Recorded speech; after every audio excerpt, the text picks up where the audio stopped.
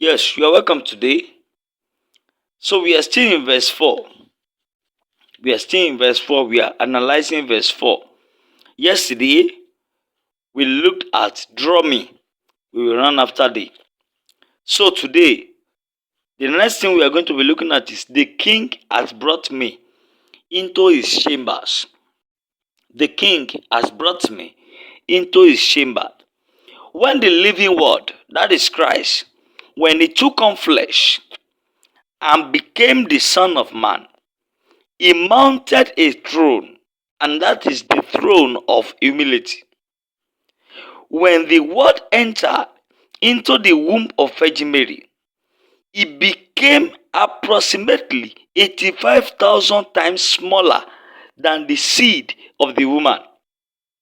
Here, he began his reign upon the throne of humility, ruling over the flesh, the devil, and the world. From this throne, he ruled over the pride and arrogance of man. So, as king of humility, then, he has many chambers to bring us unto. Chambers of humility, where we learn of his surrender, his subjection, his sufferings, and his humiliation. I take that again. Chambers of humility, what are the things we are going to learn? There we learn of his surrender, we learn of his subjection, we learn of his sufferings, and of his humiliation. So, seeking this bridal relationship with Christ, that was why the Apostle Paul had to cry in Philippians chapter 3 verse 10.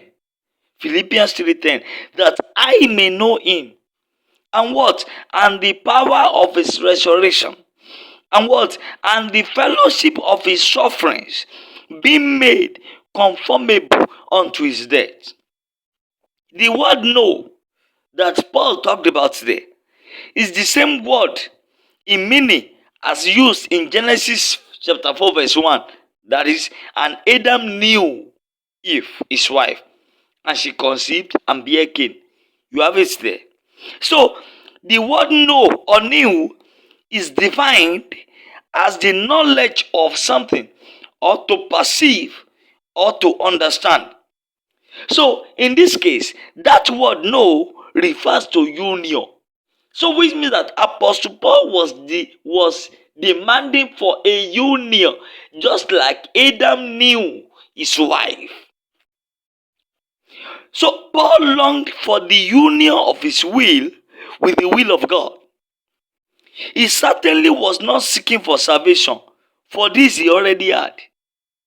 But he was crying out for the chambers of the king of humility, for only there would he learn to know him. The king had brought me into his until you enter.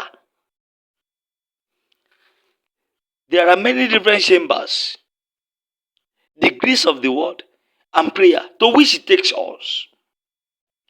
As we fellowship his suffering and are made conformable to his death, we too, we can conquer pride, we can conquer the world, the flesh, and the devil. From where? From the throne of humility. Beloved, sometimes it seems as if it is impossible for us to humble ourselves. Then suddenly, he draws us into his chamber alone with himself. Then he begins to draw us to a new place of surrender. And as you partake of the humility of Jesus, it becomes a delight to take the low place.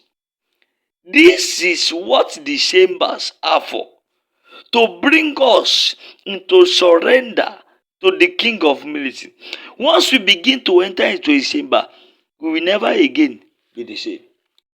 So you must be willing to enter into the chamber of the King of humility. So as you round up today, your prayer is for you to pray to him that he will take you into his chamber of humility, where you can learn about his surrender, his subjection, his sufferings, and his humiliation. The Lord help us. The Lord bless you. We shall see tomorrow and continue from there. God bless you.